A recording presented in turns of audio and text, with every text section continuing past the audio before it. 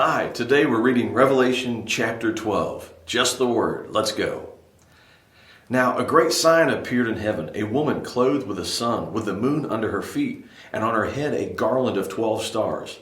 Then being with child, she cried out in labor and in pain to give birth. And another sign appeared in heaven. Behold, a great fiery red dragon, having 7 heads and 10 horns and 7 diadems on his heads.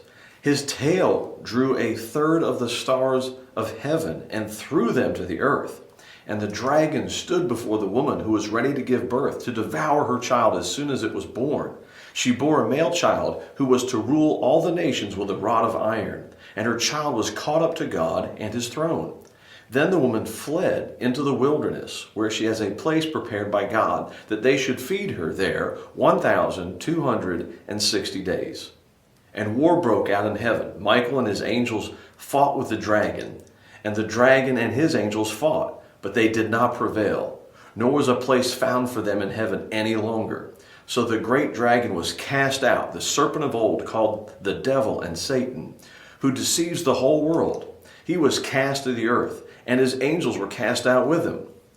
And then I heard a loud voice saying in heaven, "Now salvation and strength and the kingdom of our God and the power of his Christ have come. For the accuser of our brethren who accused them before our God day and night has been cast down. And they overcame him by the blood of the Lamb and by the word of their testimony. And they did not love their lives to the death.